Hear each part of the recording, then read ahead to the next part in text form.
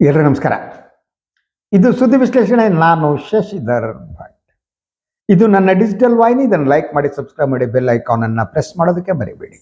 ಹಾಗೆ ಆದಷ್ಟು ಶೇರ್ ಮಾಡಿ. ಅದರಂತೆ ನನ್ನ ಸ್ವತಂತ್ರ ಪತ್ರಿಕೋದ್ಯಮಕ್ಕೆ ತಮ್ಮ ಪ್ರೀತಿ ಬೆಂಬಲ ಸದಾ ಇರಲಿ. ಎಸ್, ಆ ಯುವಕ ಬದುಕಿನಲ್ಲಿ ಕನಸು ಕಂಡಿದ್ದ. ತನ್ನ ಸಂಸಾರವನ್ನು ಬೆಳೆಸುವ, ಉಳಿಸುವ, ಬದುಕನ್ನು ಹಸನುಗೊಳಿಸುವ, ಹೀಗೆ ಹಲವು ಕನಸುಗಳು ಆತನ ಮನಸ್ಸಿನಲ್ಲಿ, ಹೃದಯದಲ್ಲಿ ಇತ್ತು. ಆದರೆ ಈ ಎಲ್ಲ ಕನಸುಗಳು ಮೊಟಕ್ಕೆ ಹೋದವು. ಆತ ರೈಲ್ವೆಗೆ ತಲೆ ಕೊಟ್ಟು ತನ್ನ ಬದುಕನ್ನು ಕೊನೆಗಾಣಿಸ್ದ. ಹಾಗೆಯೇ ಸಾಯುವ ಮೊದಲು ಡೆತ್ ನೋಟನ್ನು ಆತ ಬರೆದಿಟ್ಟಿದ್ದ. ಅದರಲ್ಲಿ 8 ಹೆಸರುಗಳಿವೆ. ಸೊ ಈಗ ನಿಮಗೆ ಗೊತ್ತಾಗಿರ್ಬೋದು ನಾನು ಯಾರ ಬಗ್ಗೆ ಮಾತನಾಡ್ತಾ ಇದ್ದೀನಿ ಈ ಬೆಳಗ್ಗೆ ಅಂತ. ಅದು ಸಚಿನ್ ಪಂಚಾಳ್ ಅನ್ನುವ ಗುತ್ತಿಗೆದಾರರ ಬಗ್ಗೆ. ಇನ್ನು 30 ವರ್ಷಕ್ಕಿಂತ ಕಡಿಮೆ ವಯಸ್ಸಿನ ಯುವಕ. ಆತ ಆತ್ಮಹತ್ಯೆ ಮಾಡಿಕೊಳ್ಳುವುದಕ್ಕೆ ಕಾರಣ ಏನು? ಇದಕ್ಕೆ ಹೊಣೆಗಾರರು ಯಾರು? ಹೀಗೆ ಹಲವು ಪ್ರಶ್ನೆಗಳಿವೆ. ಅದರಂತೆ ಸಚಿವ ಪ್ರಿಯಾಂಕಾ ಖರ್ಗೆ ಅವರ ಏನಿದ್ದಾರೆ, ಅವರು ರಾಜೀನಾಮೆ ನೀಡಬೇಕಾ? ಅವರು ನೈತಿಕ ಹೊಣೆಗಾರಿಕೆಯನ್ನು ಹೊರಬೇಕಾ? ಈ ಎಲ್ಲ ಪ್ರಶ್ನೆಗಳಿಗೆ ನಾವು ಉತ್ತರ ಕಂಡುಕೊಳ್ಬೇಕಾಗಿದೆ. ಮೊದಲನೇದಾಗಿ, ಈ ಘಟನೆಯನ್ನು ನೋಡುವಾಗ, ವಿಶ್ಲೇಷಿಸುವಾಗ ಈ ಹಿಂದೆ ನಡೆದಂತಹ ಇಂತಹ ಘಟನೆಗಳನ್ನು ನಾವು ನೆನಪು ಮಾಡ್ಕೋಬೇಕು. ಬೇರೆ ಪಕ್ಷದ ಅಧಿಕಾರ ಇದ್ದ ಸಂದರ್ಭದಲ್ಲೂ ಇದು ನಡೆದಿತ್ತು. ಈಶ್ವರಪ್ಪನವರ ಹೆಸರು ಬರದೇನೆ ಬೆಳಗಾವಿಯ ಗುತ್ತಿಗೆದಾರರೊಬ್ಬರು ಆತ್ಮಹತ್ಯೆ ಮಾಡ್ಕೊಂಡಿದ್ರು. ಸೊ ಈಗ ಕಾಂಗ್ರೆಸ್ ಸರ್ಕಾರ ಇರುವಾಗ ಪ್ರಿಯಾಂಕಾ ಖರ್ಗೆ ಅವರಿಗೆ ಆಪ್ತರಾದ ಕೆಲವರು ಹೆಸರುಗಳನ್ನು ಬರೆದಿಟ್ಟು ಗುತ್ತಿಗೆದಾರ ಆತ್ಮಹತ್ಯೆ ಮಾಡ್ಕೊಂಡಿದ್ದಾರೆ. ಇದರ ಅರ್ಥ ಏನು? ನಾವು ಇದನ್ನ ಪಕ್ಷವನ್ನು ಬಿಟ್ಟು ಈ ಘಟನೆಗಳನ್ನು ನೋಡಬೇಕಾಗಿದೆ ಅನ್ನೋದು. ಅಂದರೆ ಬಿಜೆಪಿ ಸರ್ಕಾರ ಇದ್ದಾಗಲೂ ಗುತ್ತಿಗೆದಾರರು ಆತ್ಮಹತ್ಯೆ ಮಾಡ್ಕೊಂಡಿದ್ರು, ಕಾಂಗ್ರೆಸ್ ಸರ್ಕಾರ ಇರುವಾಗಲೂ ಗುತ್ತಿಗೆದಾರರು ಆತ್ಮಹತ್ಯೆ ಮಾಡ್ಕೊಂಡಿದ್ದಾರೆ. ಹಾಗಿದ್ರೆ ಗುತ್ತಿಗೆದಾರರ ಪರಿಸ್ಥಿತಿ ಏನು? ಯಾಕೆ ಆತ್ಮಹತ್ಯೆ ಮಾಡಿಕೊಳ್ಳುವಂಥ ವಾತಾವರಣ ನಿರ್ಮಾಣ ಆಗ್ತಿದೆ?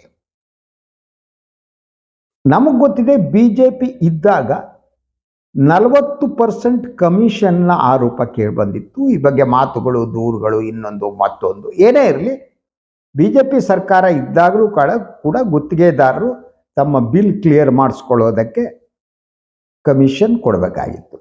ಈಗ ಕಾಂಗ್ರೆಸ್ ಸರ್ಕಾರ ಇರುವಾಗಲೂ ಕೊಡಬೇಕು. ಪರ್ಸೆಂಟೇಜ್ ವ್ಯತ್ಯಾಸ ಇರ್ಬೋದು. ಈಗ ಹೆಚ್ಚಿದೆಯೋ, ಆವಾಗ ಹೆಚ್ಚಿತ್ತು, ಸ್ವಲ್ಪ ಹೆಚ್ಚು ಕಮ್ಮಿ ಒಂದೇ ಹಂತದಲ್ಲಿ ನಡೀತಾ ಇರುತ್ತೆ. 50% ಆ ಕಡೆ ಹೋಗ್ತಾ ಇತ್ತು. ಅಂದ್ರೆ ಈ ಇಡೀ ಘಟನೆಯನ್ನ ಪಕ್ಷವನ್ನ ಬಿಟ್ಟು ನಾವು ಮೊದಲು ನೋಡೋದು ಕಲಿಬೇಕು. ಅದರ ಜೊತೆಗೆ ಇನ್ನೊಂದು ಬಹಳ ಮುಖ್ಯವಾದ ಪ್ರಶ್ನೆ ಅಂದರೆ, ಈ ಸಚಿವರ ಸುತ್ತಮುತ್ತ ಇರುವ ದುಷ್ಟಪಡೆ ಅಂತ, ಅವರ ಕಾರ್ಯದರ್ಶಿ ಅನ್ನುವರು, ಅವರ ಆಪ್ತರು ಅನ್ಸೋರು, ಇಂಥ ಮಹಾನ್ ದುಷ್ಟರ ಪಡೆಯನ್ನ ಈ ಮಂತ್ರಿಗಳು ಕಟ್ಕೊಳ್ತಾರೆ. ಈಶ್ವರಪ್ಪನವರ ಸುತ್ತಮುತ್ತಲೂ ಇಂತಹ ಜನ ಇದ್ರು. ಈಗ ಗೊತ್ತಾದ ಪ್ರಕಾರ ಪ್ರಿಯಾಂಕಾ ಖರ್ಗೆ ಸುತ್ತಮುತ್ತಲೂ ಇಂತಹ ಒಂದು ದುಷ್ಟಪಡೆ ಇದೆ. ಈ ದುಷ್ಟಪಡೆ ಅವರು ಹಣವನ್ನ ಮಾಡುವುದೇನಿದೆ, ಕಮಿಷನ್ ಅವ್ರದ್ದೊಂದು ದಂಧೆ ಬಾಗುತ್ತೆ. ಬಹುಮಟ್ಟಿಗೆ ಇಂಥವರು ಬಹುತೇಕ ಸಂದರ್ಭಗಳಲ್ಲಿ ಪಕ್ಷಾತೀತರಾಗಿರ್ತಾರೆ. ಯಾವುದೇ ಸರ್ಕಾರ ಬಂದರೆ ಅವರು ಹೋಗ್ಬಿಟ್ಟು ಆ ಮಂತ್ರಿಗಳ ಹಿಂದೆ ಸಿಕ್ಕಾಕತ್ತಾರೆ. ಇದು ಒಂದು ರೀತಿ ಇದು. ಇನ್ನೊಂದು, ಈ ರಾಜಕಾರಣಿಗಳ ಜೊತೆ ಮೊದಲಿಂದ ಇಂಥ ಒಂದು ಗ್ಯಾಂಗ್ ಏನಿರುತ್ತೆ ಅದನ್ನು ಅವ್ರು ಬೆಳೆಸ್ತಾ ಇರ್ತಾರೆ. ಅದು ಕೂಡ ಪಕ್ಷಾತೀತವಾಗಿ. ನಾನು 2 ಪ್ರಕರಣ ತಗೊಂಡಿದ್ದೆ. ಈಶ್ವರಪ್ಪನ ಸುತ್ತಮುತ್ತಲೂ ಇಂಥದ್ದು ಒಂದು ದುಷ್ಟಪಡೆ, ಪ್ರಿಯಾಂಕಾ ಖರ್ಗೆ ಸುತ್ತಲೂ ಇಂಥ ದುಷ್ಟಪಡೆ. ಸೊ ಅದರಂತೆ ನಮ್ಗೆ ಗೊತ್ತಿದೆ, ಇನ್ನೊಂದು ಘಟನೆ ನಡೀತು ಲಕ್ಷ್ಮೀ ಹೆಬ್ಬಾಳ್ಕರ್ ಅವರು ಆ ತಹಶೀಲ್ದಾರ್ ಕಚೇರಿಯಲ್ಲಿ. ಆ ಪ್ರಕರಣ ಏನಾಯ್ತೋ ಗೊತ್ತಿಲ್ಲ. ಅಲ್ಲಿ ಸಚಿವಿಗೆ ಬೇಕಾದವರ ಇನ್ವಾಲ್ವ್ಮೆಂಟ್ ಆತ್ಮಹತ್ಯೆಯಲ್ಲಿ ಇತ್ತು. ತಹಶೀಲ್ದಾರ್ ಎಲ್ಲ ಓಡೋಗಿದ್ದ, ಸುದ್ದಿ ಇಲ್ಲ. ಆದರೆ ಪಕ್ಷಾತೀತವಾಗಿ ಈ ಒಂದು ರಾಜಕಾರಣಿಗಳೇನಿದ್ದಾರೆ ಅವರು ಹಣ ಮಾಡುವ, ಕಮಿಷನ್ ಪಡೆಯುವ ಒಂದು ದಂಧೆಯನ್ನು ಪ್ರಾರಂಭಿಸಿರ್ತಾರೆ. ಇದಕ್ಕೆ ನಮಗೆ ಯಾವುದೇ ಅನುಮಾನ ಬೇಕಾಗಿಲ್ಲ. ಮತ್ತು ಅವರನ್ನ ತಮ್ಮ ಸುತ್ತಮುತ್ತ ಇಟ್ಟುಕೊಂಡ ಜನರನ್ನ ರಕ್ಷಣೆ ಮಾಡುವುದಕ್ಕೆ ಟ್ರೈ ಮಾಡ್ತಿರ್ತಾರೆ. ಅವರಿಂದನೇ ಅವ್ರಿಗೆ ದುಡ್ಡು ಬರಬೇಕು ಅಂತ. ಆ ಕಾರಣಕ್ಕೆ ಈಶ್ವರಪ್ಪನಂತವರು see note counting, currency counting machine ಇಟ್ಕೊಂಡಿದ್ರು, ಸುಮ್ಮನೆ ಅಲ್ಲ. ಈ ಪ್ರಿಯಾಂಕಾ ಖರ್ಗೆ ಮನೇಲಿ ಅಂತ ಇದೆಯೋ ಇಲ್ಲ ಗೊತ್ತಿಲ್ಲ ನನಗೆ, I don't know. But the thing is serious, ಬಹಳ ಸೀರಿಯಸ್ ಆದ್ದು. ರಾಜಕಾರಣಿಗಳೆಲ್ಲ ಸೇರಿ ಗುತ್ತಿಗೆದಾರರ ರಕ್ತ ಹೀರುವ ಕೆಲಸವನ್ನು ಮಾಡ್ತಾರೆ. ಅವರ ಕಷ್ಟ ಗೊತ್ತಾ ನಿಮಗೆ?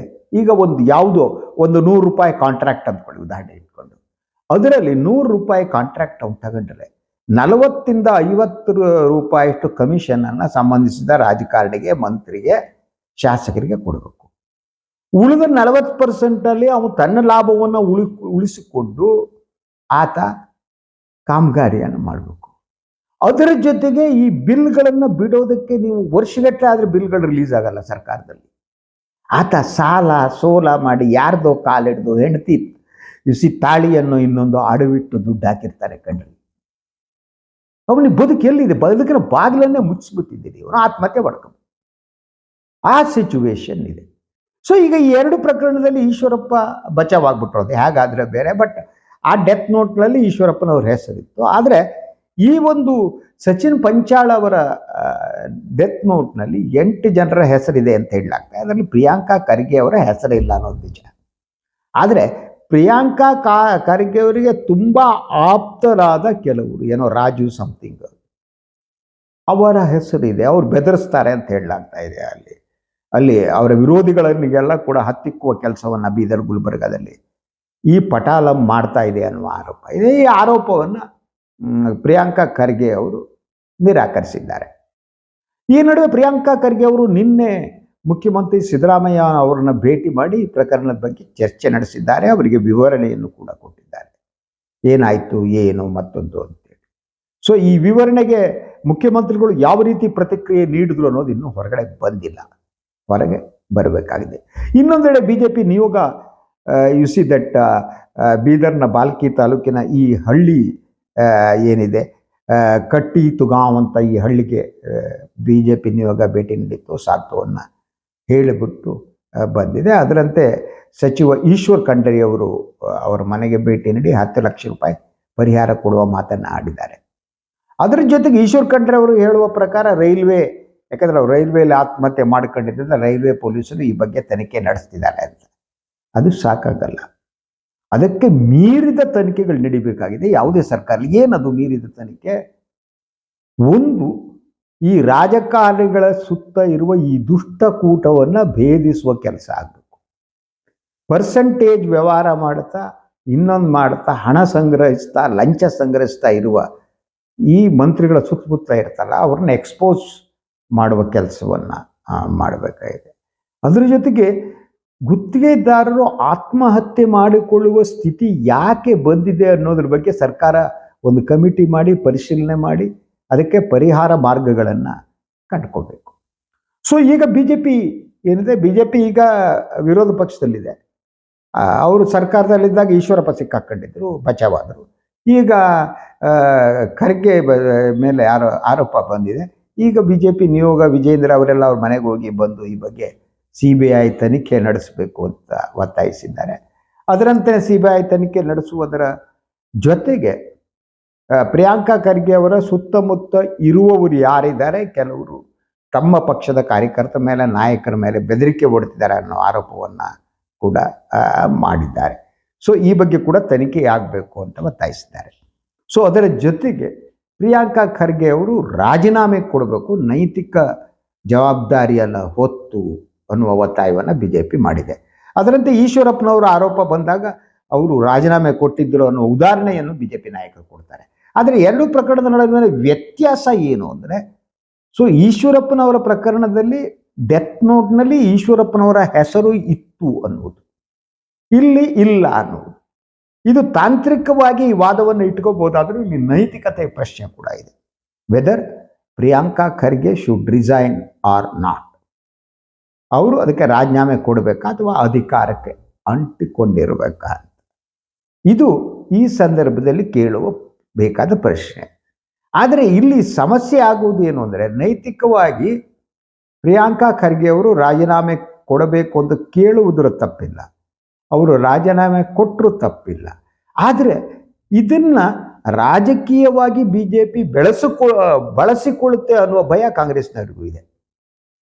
ಸೊ ಪ್ರಿಯಾಂಕಾ ಖರ್ಗೆ ಅವರಿಂದ ನೀವು ರಾಜೀನಾಮೆ ಕೊಡಿಸೋದಕ್ಕೆ ಸಾಧ್ಯ ಇಲ್ಲ, ಯಾಕಂದರೆ ಅವರ ತಂದೆಯವರನ್ನೇ AICC ಅಧ್ಯಕ್ಷರಾಗಿದ್ದಾರೆ. ಆದರೆ ಇದು ಯಾವ ಕಾರಣಕ್ಕೂ ಕೂಡ ಕೊಡ್ಸೋಕ್ಕಾಗಲ್ಲ. ಇನ್ನು ನೈತಿಕತೆ ಪ್ರಶ್ನೆ ಇವತ್ತಿನ ರಾಜಕಾರಣದಲ್ಲಿ ಇಲ್ಲವೇ ಇಲ್ಲ. ನೈತಿಕ ಇಲ್ಲ, ಗಾನ್ ಕೇಸ್ ಅದು.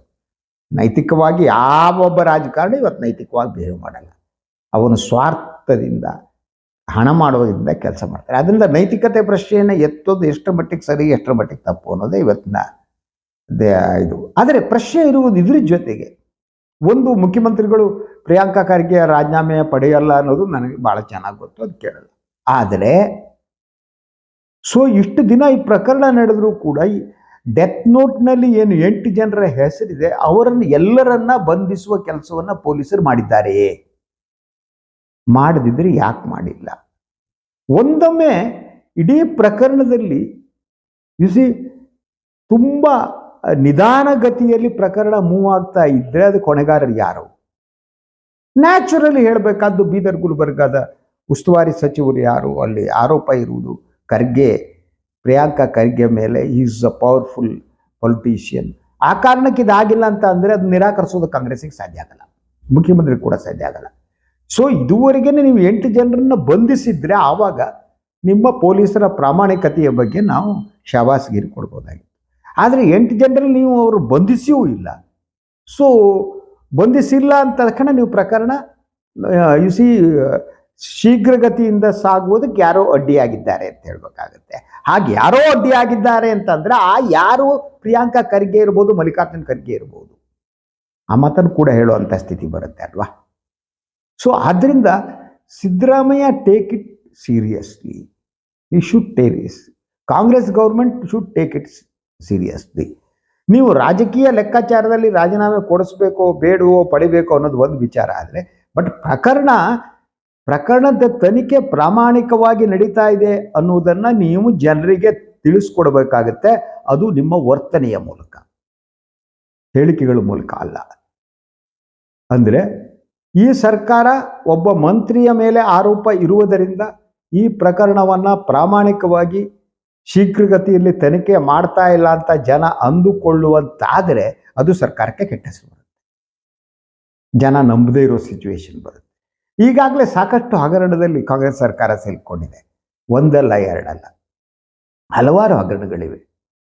ಅಬಕಾರಿ ಸಚಿವರದ್ದು, ಇನ್ನೊಂದು ಮತ್ತೊಂದು, ಇನ್ಯಾವುದೋ ನಿಗಮದ್ದು, ಹೀಗೆ ಒಂದಾದ್ರ ಮೇಲೆ ಒಂದಿದೆ. ಈ ಸಿಚುವೇಶನ್ಲಿ ಸರ್ಕಾರ ತನ್ನ ಪ್ರಾಮಾಣಿಕತೆಯನ್ನು ಸಾಬೀತುಪಡಿಸಬೇಕು. ಕಾಂಗ್ರೆಸ್ ಪಕ್ಷ ನಾನು ಪ್ರಾಮಾಣಿಕವಾಗಿದ್ದೀನಿ ಅಂತ ಸಾಬೀತುಪಡಿಸಬೇಕು. ಆ ಸಾಬೀತುಪಡಿಸುವಾಗ ಅವರು ಒಂದು ನೈತಿಕವಾದ ಒಂದು ಸ್ಟ್ಯಾಂಡ್ ಇದೆಯಲ್ಲ, ಆ ಸ್ಟ್ಯಾಂಡ್ ತಗೋಬೇಕಾಗುತ್ತೆ ಅಂತ ನಂಬಿದವ್ರು ನಾನು. Yes, that is what I believe. ಇನ್ನು you see that Priyanka Kharge ಅವರು is upcoming politician, is young, ಅದ್ಭುತವಾಗಿ ಮಾತನಾಡ್ತಾರೆ, ಇನ್ನೊಂದು ಮಾಡ್ತಾರೆ, ಮತ್ತೊಂದು ಮಾಡ್ತಾರೆ, ಅನುಮಾನನೇ ಇಲ್ಲ. ಅವರ ಅಡ್ಮಿನಿಸ್ಟ್ರೇಷನ್ ಬಗ್ಗೆ ಇನ್ನು ನೋಡಬೇಕು, ಇಲಾಖೆ ಬಗ್ಗೆ ಹಾಗೆ ಹೇಳೋಕ್ಕಾಗಲ್ಲ. ಉಳಿದಂತೆ politically is more strong and more aggressive, ಮತ್ತು ಅವರ ಸ್ಟ್ಯಾಂಡ್ಗಳು ಏನಿದೆ ಅವಳು ಬಹಳ ಕ್ಲಿಯಾರಿಟಿ ಇದೆ. ಈ ಸಿಚುವೇಶನ್ನಲ್ಲಿ what I suggest, Priyanka Kharge ಅವರು ಒಂದು ಇಡೀ ಪ್ರಕರಣ ನಿಷ್ಪಕ್ಷಪಾತ ಥರದಿಂದ ನಡೆಯುವಂತೆ ನೋಡ್ಕೋಬೇಕು. ಅದಕ್ಕೆ ಅಗತ್ಯ ಬಿದ್ದರೆ ಅವರು ರಾಜೀನಾಮೆ ಕೊಡೋದಕ್ಕೂ ಸಿದ್ಧರಿರಬೇಕು. ಮತ್ತು ಪ್ರಕರಣದಲ್ಲೇ ಅವರ ಪಾತ್ರ ಇಲ್ಲ ಅಂದಾಗ ಅವರು ಮತ್ತೆ ಸಚಿವ ಸಂಪುಟಕ್ಕೆ ಸೇರ್ಬೋದು. ಆ ಕೆಲಸವನ್ನು ಆದರೆ ಇದರಿಂದ BJPಗೆ ರಾಜಕೀಯ ಲಾಭ ಆಗುತ್ತೆ ಅನ್ನೋದ್ರಲ್ಲಿ ನನಗೇನು ಅನುಮಾನ ಇಲ್ಲ. Always BJP try to take a political gain. ಅವ್ರಿಗೆ ಯಾವ ನೈತಿಕತೆಯೂ ಇಲ್ಲ, ಟೀಕಿಸುವ ನೈತಿಕತೆಯೂ ಇಲ್ಲ, ಯಾವುದೂ ಇಲ್ಲ. ಅವ್ರ ಪಕ್ಷ ಇದ್ದಾಗಲೂ ಕಾಸು ಹೊಡೆದು ಕೊರೋನಾದಿಂದ, HIV ಯಿಂದ ಎಲ್ಲೆಲ್ಲಿ ಸಿಗದ ಹೋಗೋದು ನೆಕ್ಕದು, ತಿನ್ನೋದು. ಅದರಿಂದ ಅವ್ರಿಗೆ ನೈತಿಕತೆ ಇಲ್ಲ. ಆದರೆ ನೈತಿಕತೆ ಅವರಿಗಿಲ್ಲ ಅನ್ನುವ ಕಾರಣಕ್ಕಾಗಿ ಈ ನಾಡಿನ ಜನತೆಗೆ ನೈತಿಕತೆ ಇದೆ. ಈ ನಾಡಿನ ಜನ ಪ್ರಶ್ನಿಸುವಂಥ ಒಂದು ಅಧಿಕಾರವನ್ನು ಹೊಂದಿದ್ದಾರೆ. ಯಾಕೆಂದರೆ ಈ ನಾಡಿನ ಜನ ನಿಮ್ಮನ್ನು ಆಯ್ಕೆ ಮಾಡಿದ್ದಾರೆ. ಆದ್ದರಿಂದ your accountability towards the people of the state ಭಾಳ ಮುಖ್ಯವಾದ್ದು, ಭಾಳ ಮುಖ್ಯವಾದ್ದು. ಆ ಕಾರಣಕ್ಕಾಗಿ ನಿಮ್ಮ ಪ್ರಾಮಾಣಿಕತೆಯನ್ನು ನೀವು ಪ್ರೂವ್ ಮಾಡಬೇಕು. ಹಾಗೆಯೇ ಇದು ಪೊಲಿಟಿಕಲ್ ಏನಾಗುತ್ತೆ ನನಗೆ ಸಂಬಂಧ ಏನಿಲ್ಲ ಅನ್ನೊಂದು ಮತ್ತೊಂದು ಹೇಳ್ಕೊಂಡು ಓಡಾಡೋಕ್ಕಾಗಲ್ಲ. ಹಂಗೆ ಓಡಾಡಿದ್ರೆ ಮೊದಲು ಕಾರ್ಯದಲ್ಲಿ ಅರ್ಥ. ನೀವು ರಾಜೀನಾಮೆ ಕೊಡಲು ನೀವು ತೀರ್ಮಾನ ತಗೊಳ್ಳಿ, ಸಿ ಎಮ್ ನೀವು ಮೊದಲ 8 ಜನರು ಬಂಧಿಸಿ, ಅವ್ರನ್ನ ಬಂಧಿಸಿ ಏನು ಕಾರಣ, ಏನು ಯಾಕೆ ಸಚಿನ್ ಪಂಚಾಳ್ ಅವರು ಆತ್ಮಹತ್ಯೆ ಮಾಡಿಕೊಂಡ್ರು, ದುಡ್ಡಿನ ವ್ಯವಹಾರ ಏನು ನಡೀತಿತ್ತು, ಯಾವ ಪರ್ಸೆಂಟೇಜು ಎಷ್ಟು ಏನು, ಅವ್ರನ್ನ ಬಡಿದು ಒಳಗಾಕಿದ್ರೆ ಗೌರವ ಬರುತ್ತೆ. ಇಲ್ಲದ್ರೆ ನಿಮ್ಗೆ ಗೌರವ ಬರಲ್ಲ. BJP ಕಾಂಗ್ರೆಸ್ ನಡುವೆ ಯಾವುದೇ ವ್ಯತ್ಯಾಸ ಇಲ್ಲ ಅನ್ನೋ ತೀರ್ಮಾನಕ್ಕೆ ಜನ ಬರಬೇಕಾಗುತ್ತೆ. ಇದು ಇವತ್ತಿನ ಸುದ್ದಿ ವಿಶ್ಲೇಷಣೆ. ಇನ್ನೊಂದು ವಿಚಾರದೊಂದಿಗೆ ಮತ್ತೆ ಬರ್ತೀನಿ. ನಾನು ವಾಹಿನಿ ಲೈಕ್ ಮಾಡಿ, ಸಬ್ಸ್ಕ್ರೈಬ್ ಮಾಡಿ, ಬೆಲ್ ಐಕಾನ್ನ ಪ್ರೆಸ್ ಮಾಡೋದಕ್ಕೆ ಮರಿಬೇಡಿ. ಹಾಗೆ ಸಾಧ್ಯ ಆದರೆ ಸ್ವತಂತ್ರ ಪತ್ರಿಕೋದ್ಯಮಕ್ಕೆ ಸಹಾಯ ಮಾಡಿ. ಎಲ್ಲರಿಗೂ ಒಳ್ಳೆಯದಾಗಲಿ ಇವತ್ತಿನ ದಿನ. ನಮಸ್ಕಾರ.